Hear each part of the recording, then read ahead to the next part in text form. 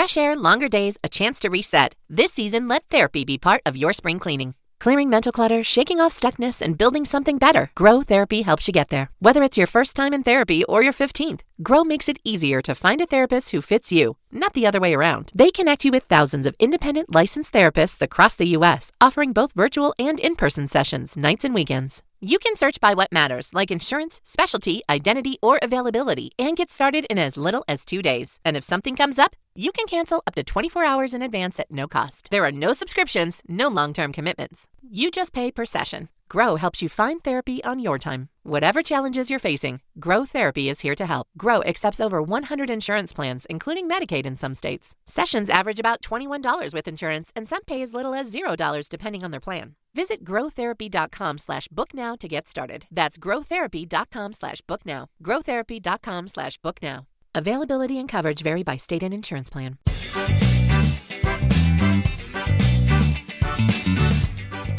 Welcome to the Instagram Stories Flash Briefing. I'm your host, Daniel Hill. I just had a video go more views than I've ever gotten on a video on TikTok, so I reposted it to Reels, and it's doing So thank you to everyone who not only follows me, but liked the video on Reels or TikTok. It means a lot. Thank you so much. Today, I have a clip from Adam Mosseri, who did an interview with The Verge. The Verge is one of my favorite publications. I would say my favorite publications are actually New York Times with anything that Taylor Lorenz writes, followed by The Verge, followed by Stratechery, and a couple of others. But on this clip, he talks about how they haven't really defined IGTV very well, because what is it all for? And I completely agree with this statement, along with talking about potentially unshipping some things. Here's the clip. Reels launched first in, I believe, India. You brought it to the United States. Right now, it feels like TikTok is the center of the cultural conversation in a huge way, right? It's where the dances come from. Half of American teenagers are singing sea shanties this week, which is remarkable. Is Reels on the path to get there, to compete with it? Are you happy with it? No, I'm not yet happy with it. I mean, Reels has got momentum, so I'm excited about that. We're growing both in terms of how much people are sharing to Reels and how much people are consuming. But we have a long way to go, and we have to be honest that TikTok is ahead. They get a lot of credit for really pioneering the format, and we're still mostly focused on table stakes, making sure that it's performant, it's reliable, that they're good creative tools, that we're decent at ranking content or video. I think there's a lot of interesting ways in which we can differentiate over time, and I'm excited about those probably coming later this year. But right now we're mostly focused on what I would call, and what I tell the team is really just table stakes. Do you see the sort of flood of re-uploaded TikToks on Reels as good, bad, or neutral? I mean, I get excited every time I see a creator switch from re-uploading TikToks to Reels to doing them natively, and I've seen more and more over time, so I appreciate that. But look, I think a lot, like you said, a lot of culture happens on TikTok, but I think a lot of culture also happens on Instagram. Culture isn't just entertaining videos. There's all sorts of important things in what we would think of as sort of as emerging culture and new culture. But yeah, I get excited when people switch over to be native, and we're seeing it happen. We're having a lot more progress in certain countries than other countries, but we are growing. We're growing around the world. Give me a status update on IGTV, which was the sort of the previous big launch.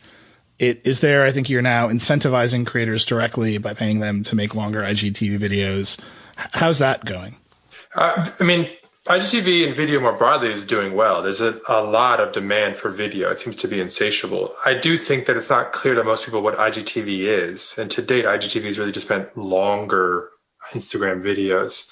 And that's probably too nuanced a distinction to resonate with anybody. So we're looking about how we can, not just with IGTV, but across all of Instagram, simplify things a bit this year and consolidate ideas. Because last year we placed a lot of new bets. I think this year we have to go back to our focus on simplicity and craft.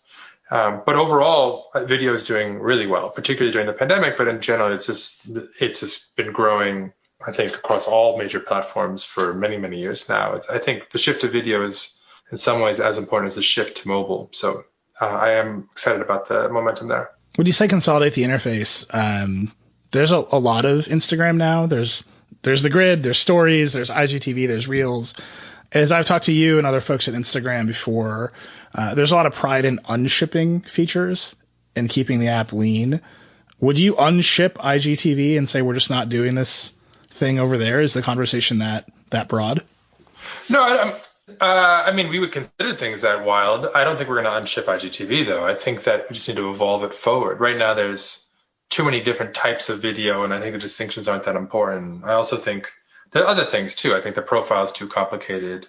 There's a bunch of cleanup we need to do with the nav change. There's things to clean up. And I think that we take pride in removing things, even though we inevitably make someone angry because someone loves the thing that you removed. You should see my DMs after we removed the following tab in activity. It was like just so much hate for like 6 weeks.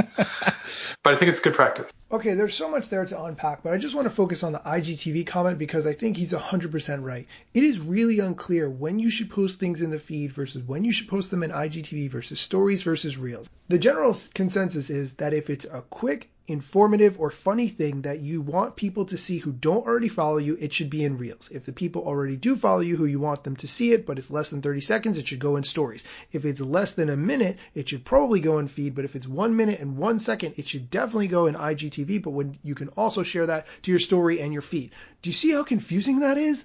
Hopefully this gets clarified in the future, and I think IGTV has the longest way to go out of anything. That's it for today's show. Thank you so much for listening. If you can, check out my latest reel or TikTok, whichever you prefer. You can find me on Instagram and TikTok at Daniel Hill Media. Thank you so much for listening.